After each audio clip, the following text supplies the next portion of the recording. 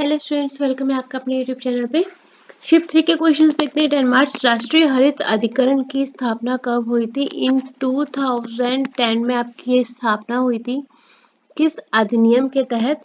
तो आपका एनजीटी अधिनियम आया था, एनजीटी एक्ट था 2010 के तहत। कब? 18 अक्टूबर 2010 में इसके तहत आपकी राष्ट्रीय हरित अधिकरण की स्थापना की गई थी। क्लियर? चलो नेक्स्ट क्वेश्चन पे मूव ऑन करते हैं। भारतीय संविधान के किस अनुच्छेद के मुताबिक मुख्यमंत्री को राज्यपाल को सूचना देने का कर्तव्य है? आर्टिकल 167 में ऐसा बोला गया है। भारतीय संविधान सभा ने संविधान का तीसरा वाचन कब शुरू करा? देखो, तीसरा वाचन जो शुरू हुआ था वो था 14 नवंबर 1949 से लेके 26 नवंबर तक का था। अगर आप पहले वाचन की बात करेंगे तो आपका 4 नवंबर 1948 को हुआ था। सेकेंड आपका 15 नवंबर 1948 से लेके 17 अक्टूबर 1949 तक चला था। क्लियर? और जो आपका थर्ड था वो मेंशन है 14 नवंबर 1949 से लेके आपका चला है 26 नवंबर 1949। अब यहाँ पर आप ऑप्शन के थ्रू जाएंगे, आपको ऑप्शन में क्या दिया गया था? 14 नवंबर 1949 या 26 नवंबर 1949। क्लियर? हमने आपको पूरा ही बता दिया। और इसके बाद फिर आपका संविधान को पारित किया गया। जब संविधान ये आपका चला था तो इसमें कितने सदस्य उपस्थित थे? नंबर ऑफ मेंबर्स थे 284। संविधान बनाने में बच्चे जो समय लगा था वो था 2 ईयर 2 साल 11 month and 18 days.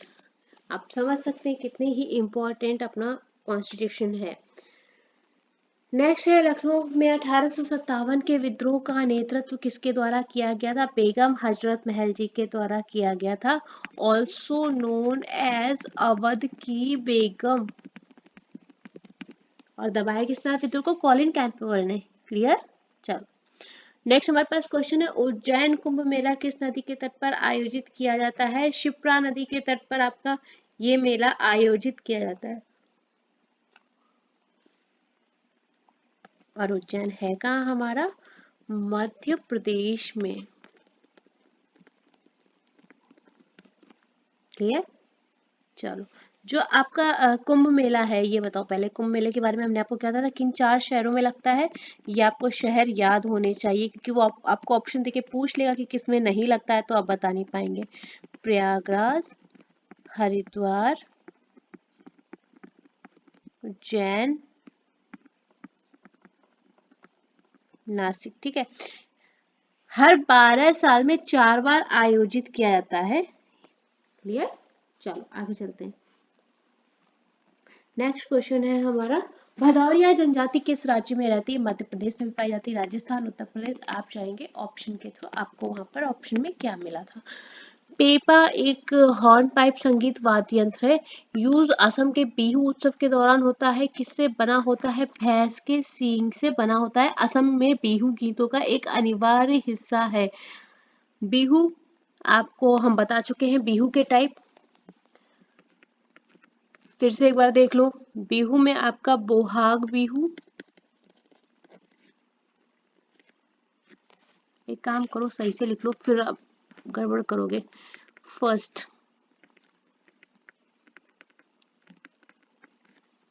Bohag Bihu या इसको क्या बोलते हैं? रंगोली बिहू। कब मनाया जाता है? अप्रैल में। सेकेंड है आपका माघ बिहू या इसको क्या बोलते हैं? भोगली बिहू। कब मनाया जाता है? जनवरी में। और जो थर्ड है आपका कटी बिहू या कुंगाली बिहू। कब मनाया जाता है आपका? अक्टूबर से नवंबर में। क्लियर? चलिए कोई डाउट लगे तो पूछ लेना। आगे चलते हैं। नेक्स्ट क्वेश्चन है हमारा, भारत के संविधान के किस अनुच्छेद के तहत राष्ट्रपति को सुप्रीम कोर्ट से परामर्श देने का अधिकार प्राप्त है? तो भैया जी ये है आपका आर्टिकल 143। 143 के तहत सर्वोच्च न्यायालय से परामर्श करने के राष्ट्रपति का अधिकार है। आगे चलते हैं, ये हम आपको पहले बता चुके हैं, ठीक है। कौन सा एक घन लोक वाद्य यंत्र नहीं है? बांकिया जो है वो आपका एक वाद्य यंत्र नहीं है, घन लोक वाद्य यंत्र नहीं है, एक तुरही टाइप का होता है, ठीक है। आगे चलते हैं, कनौज का युद्ध आपसे पूछा गया था कब हुआ था? 17 मई 1540 को हुआ था। किसके बीच हुआ था? तो शेर शाह सूरी वर्सेस हुमायूं के बीच में हुआ था।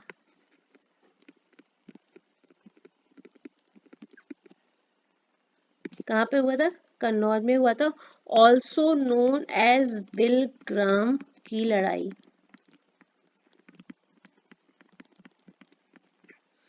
जीता कौन था? शेरशाह सूरी, हुमायूं की हार हुई थी। नेक्स्ट चलते हैं, विमान बनाने में कौन से तत्वों का यूज किया जाता है? देखो हमारा हर तरह का एल्युमिनियम भी यूज होता है, लेकिन जो ऑप्शन मिला था आपको वो आपको टाइटेनियम मिला था कि टाइटेनियम तत्व का यूज किया जाता है आपका विमान बनाने के लिए। सितंबर 2024 में दिल्ली के मुख्यमंत्री के रूप में किसको नियुक्त किया गया? आतिशी मरलेना जी को नियुक्त किया गया था। इकोनॉमिक ड्रेन के सिद्धांत को किसने प्रतिपादित किया था? दादा भाई नौरोजी ने। उन्होंने एक बुक लिखी थी poverty and British rule in India, उसमें उन्होंने ड्रेन थ्योरी के सिद्धांत का प्रतिपादन किया था। बुक आपकी पब्लिश हुई थी ये पहले बुक का नाम लिख लो किस बुक में था, वरना फिर भूल जाओगे। Poverty and British rule in India, ये जो बुक थी बच्चे आपकी पब्लिश हुई थी 1901 और इसकी लैंग्वेज थी आपकी इंग्लिश। इंग्लिश भाषा में प्रकाशित बुक थी जिसमें कि आपका ड्रेन थ्योरी का सिद्धांत इन्होंने दिया था। चलो आगे चलते हैं, नेक्स्ट क्वेश्चन है हमारे पास, 1857 में लखनऊ के विद्रोह का दमन किसने किया था? सर कॉलिन कैंपबेल जी के द्वारा किया गया था। सैयद वंश का अंतिम शासक कौन था? अलाउद्दीन आलम शाह थे। देखो सैयद वंश में कितने शासक थे? टोटल 4।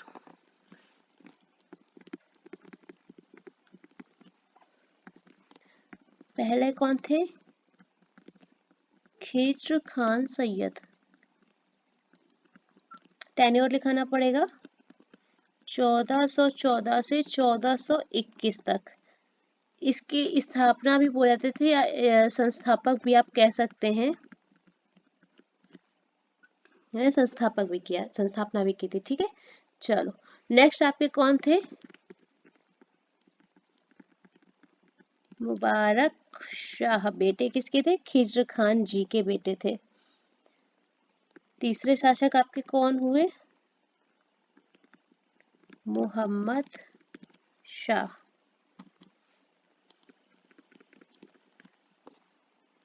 टेन्योर लिखाना था, जरूरत है नहीं, ठीक है। और आपके जो चौथे शासक थे वो कौन थे? अलाउद्दीन शाह या आलम शाह, ये चौथे सैयद वंश के चौथे और अंतिम राजा थे। इनका जो टेन्योर था वो था 1445 से 1451 तक। क्लियर? चलो आगे चलते हैं, नेक्स्ट क्वेश्चन है हमारे पास, ग्रामीण भूमिहीन रोजगार गारंटी प्रोग्राम के बारे में बात की गई थी। RLEGP किस पंचवर्षीय योजना के दौरान शुरू किया गया था? आपके 6 5 ईयर प्लान के टाइम पे ये शुरू किया गया था। किसके कार्यकाल में? इंदिरा गांधी जी के कार्यकाल में। और इसका मेन प्लॉट क्या था कि काम के बदले अनाज कार्यक्रम। और यहाँ पे देखो इसके और लिखो 1981 में इसको अनाउंस कर दिया गया एक नियमित प्रोग्राम, नियमित कार्यक्रम। आपसे एक क्वेश्चन बन जाएगा कि इसको नियमित कार्यक्रम कब घोषित किया गया था, तो यहाँ पर आप मेंशन कर लो कि 1981 में इसको नियमित कार्यक्रम के रूप में घोषित कर दिया गया था। क्लियर? ग्रामीण भूमिहीन रोजगार गारंटी कार्यक्रम जो आपका था ये किसके द्वारा था? तो ये केंद्र सरकार के द्वारा आपका ऑर्गेनाइज करा गया था। केंद्र सरकार के द्वारा आयोजित किया गया कार्यक्रम था आपका, जो आपको भूमिहीन लोगों को कम से कम कितने दिनों के रोजगार की गारंटी देता था? 100 डेज की गारंटी देता था। इसको बाद में ओवरकम किया गया था। आगे चलते हैं। 1905 में किस कांग्रेस अधिवेशन से बंगाल के स्वदेशी और बहिष्कार आंदोलन का समर्थन किया था? बनारस अधिवेशन में हुआ था आपका। बनारस अधिवेशन कब हुआ था? 1905 में। कर लेंगे।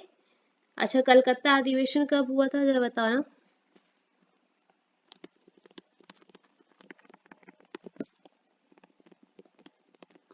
बनारस अधिवेशन आपका 1905 और कलकत्ता अधिवेशन हुआ था बच्चे 1906 में। हो जाएगा। चलो आगे चलते हैं। नेक्स्ट क्वेश्चन पे मूव ऑन करें, कुछ और डिटेल चाहिए। चलो आगे चलते हैं। शिक्षा के अधिकार किस अनुच्छेद में है? ये क्वेश्चन कितनी बार आया? आर्टिकल 21A में है। 6 से 14 वर्ष के बच्चों को निःशुल्क शिक्षा का प्रावधान रखा गया था। ये आपका RTE अधिनियम भी हमने बताया था कि बच्चों को निःशुल्क और अनिवार्य शिक्षा का अधिकार RTE एक्ट पारित किया गया था। कब? 2009 में बताया था ना। फिर इसको आर्टिकल 21A के तहत मौलिक अधिकार के रूप में पेश कर दिया गया, किसके थ्रू? 86वें संविधान संशोधन 2002 के थ्रू। 86वां संशोधन हुआ, इसके तहत आपका इसको शामिल कर दिया गया मौलिक अधिकार में। हो जाएगा। आगे चलते। आर्टिकल 19 किससे संबंधित है? वाक और अभिव्यक्ति की स्वतंत्रता से है। फंडामेंटल राइट्स में आपका इंक्लूडेड है। भारत में सबसे ज्यादा सौर ऊर्जा का उत्पादन कौन राज्य करता है? राजस्थान जो है सबसे ज्यादा सौर ऊर्जा का उत्पादन करता है। नेक्स्ट क्वेश्चन पे मूव ऑन करते हैं। उज्जैन किस नदी पर स्थित है? शिप्रा नदी पर स्थित है आपका। हमने पहले भी डिस्कशन किया इस बारे में। थार मरुस्थल भारत के किन राज्यों में फैला हुआ है? देखो, थार मरुस्थल हमारा पंजाब हो गया, हरियाणा, राजस्थान, गुजरात और पाकिस्तान में भी फैला हुआ है। आप जाएंगे ऑप्शन के थ्रू, आपको ऑप्शन में क्या मिला था? 1905 का कांग्रेस अधिवेशन कहाँ हुआ था? ये हुआ था आपका बनारस में, हमने अभी आपको बताया। 2024 में जल प्रदूषण रोकथाम अधिनियम संशोधनों को शुरू में कितने राज्यों में लागू किया गया? 2 राज्यों में। पहला है आपका हिमाचल प्रदेश और दूसरा है राजस्थान। स्टार्टिंग में 2 राज्यों में लागू करा गया। नेक्स्ट क्वेश्चन है आपसे, लोधी वंश का अंतिम शासक कौन था? लोधी वंश का जो अंतिम शासक थे वो थे इब्राहिम लोधी, जिनका की टेन्योर था बच्चे 1517 से 1526। अब एक बात बताओ, लोधी वंश के संस्थापक कौन थे? स्थापना किसने की थी? संस्थापक लिखो। छोटी छोटी चीजें यही आपसे पूछेंगे, फिर आप यही नहीं कर पाओगे। तो बहलोल लोधी जी थे इसके संस्थापक। क्लियर। और जो उनका टेन्योर था बच्चे वो भी लिख लो, 1451 से 88। और लोधी से याद आया, एक बात बताओ, आगरा शहर की स्थापना किसने की थी?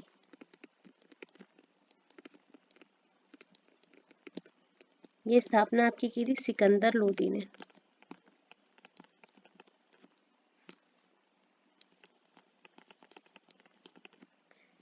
कब? 1489 से 1517 में। क्लियर, याद रहेगा। चलो आगे चलते हैं।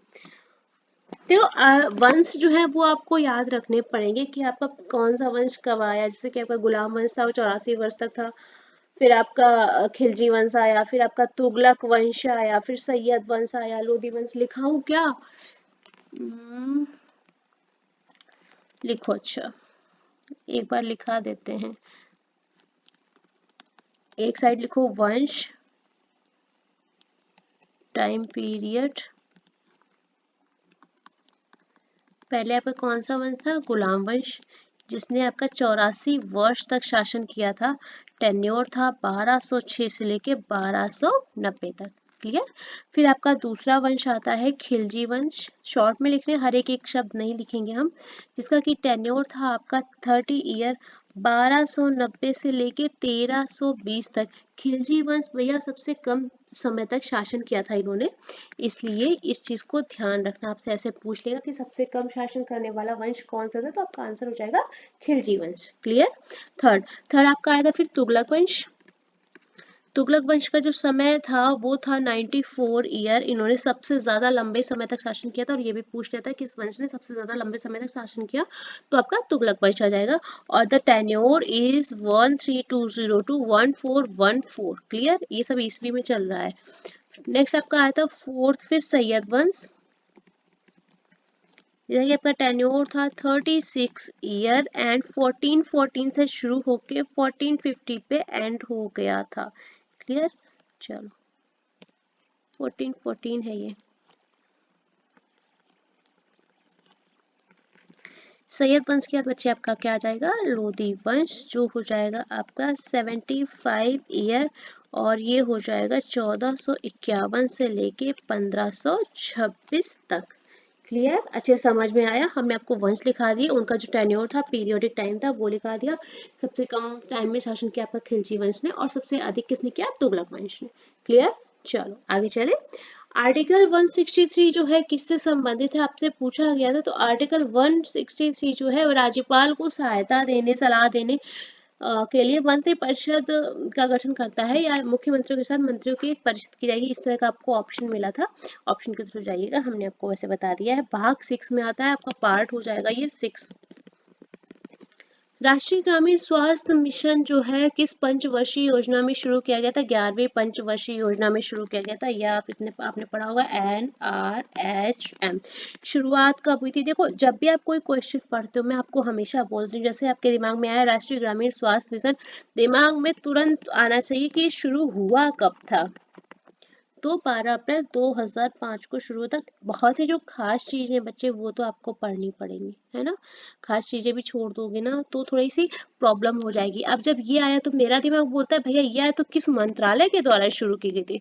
आपको इम्प्लीमेंटेशन डेट पता हो गई, अब आपका दिमाग चलेगा कि भैया मंत्रालय भी देख लो एक बार, हो सकता है पूछ ले कि किस मंत्रालय के द्वारा। तो स्वास्थ्य और परिवार कल्याण मंत्रालय के द्वारा आपकी शुरू करी गई थी ये योजना। ऐसे ही आपको क्वेश्चन से क्वेश्चन बना के थोड़ा सा स्मार्ट वर्क करना है। स्मार्ट वर्क नहीं करोगे तो प्रॉब्लम हो जाएगी, ठीक है। चलो एक काम और था, राष्ट्रीय ग्रामीण स्वास्थ्य योजना का जो टेन्योर था वो कितना था, टेन्योर लिखो, कार्यकाल, ये था आपका 2005 से लेके 2012 तक। क्लियर, फिर इसके बाद जो 2012 से 17 में आया वो राष्ट्रीय स्वास्थ्य मिशन के नाम से आया, इसका उप मिशन चलाया गया, राष्ट्रीय स्वास्थ्य मिशन। क्लियर, चलो ग्रामीण हट गया, आगे चलते हैं। भारत परिषद अधिनियम 1861 के किन दो राज्यों की विधायी शक्तियों को कम कर विकेंद्रीकरण की शुरुआत करी गई थी, बम्बई और मद्रास प्रेसिडेंसी को विधायी शक्तियां वापस दी गई ताकि विकेंद्रीकरण की शुरुआत की जा सके। ठीक है, आगे चले। कौन सा मरुस्थल भारत का सबसे बड़ा मरुस्थल है, थार मरुस्थल is also known as great Indian desert.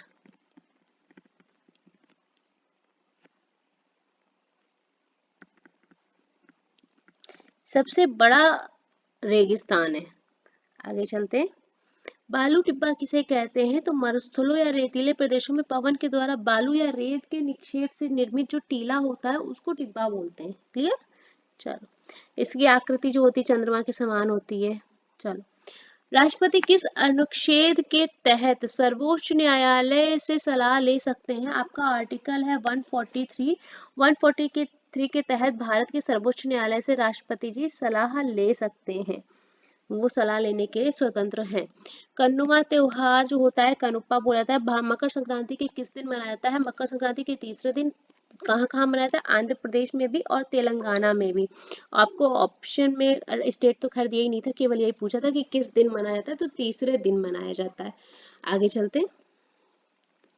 कार्य के समान किस राशि की विमा समान है, तो कार्य और ऊर्जा की विमा होती है समान। कार्य क्या होता है आपका, बल और विस्थापन का अदिश गुणन कार्य कहलाता है। कार्य की विमा कितनी होती है आपकी, कार्य की विमा ML2T-2 होते हैं। इसी के साथ आपकी ऊर्जा की विमा भी यही होती है, सेम हो जाएगा। चलो फॉर्मूला लेके समझाने की जरूरत तो नहीं पता नहीं है ना, अगर है तो बता देना, मैं कर दूंगी। ठीक है, विमा पूछी भैया, मात्रक नहीं पूछा है, विमा पूछी है, कंफ्यूज नहीं करना है। तराई क्षेत्र क्या है? तराई क्षेत्र देखो ऐसा क्षेत्र होता है जिसमें नदियां भाबर से निकलकर पूरा धरातल के ऊपर आ जाती हैं, काफी नमी वाला क्षेत्र होता है, घने वन भी पाए जाते हैं और वन्य जीव भी पाए जाते हैं। अब यहाँ पर हमें जो कंफ्यूजन है आपका, राष्ट्रीय जलमार्ग पूछा गया था या राष्ट्रीय राजमार्ग, मैंने दोनों मेंशन कर दिया है। सबसे लंबा राष्ट्रीय जलमार्ग कौन सा है? राष्ट्रीय जलमार्ग की बात आएगी तो NW1 हो जाएगा।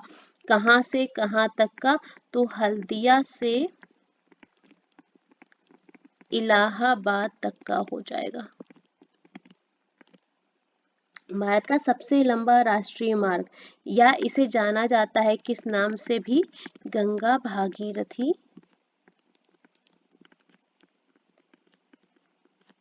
हुगली नदी प्रणाली के नाम से, इस नाम से भी इसको जाना जाता है।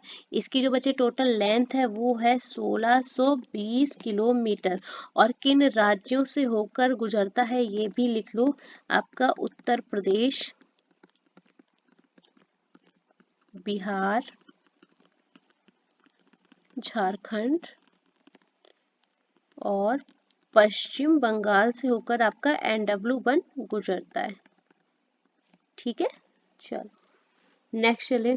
NW2 जो है आपका ब्रह्मपुत्र नदी जलमार्ग है, NW3 आपका वेस्ट कोस्ट नहर है ना, और NW4 जो है कृष्णा नदी के विजयवाड़ा तक मुक्तिला का विस्तार करता हुआ आंध्र प्रदेश होता हुआ निकलता है। चलो आगे। भारत का सबसे लंबा राष्ट्रीय राजमार्ग अगर बात करेंगे तो आपका हो जाएगा राष्ट्रीय राजमार्ग 44। लेंथ कितनी है? 3745 किलोमीटर। कहाँ से कहाँ तक? श्रीनगर से श्रीनगर हमारा किधर है? उत्तर से लेके श्रीनगर से कन्याकुमारी, जो कि कहाँ स्थित है? दक्षिण में।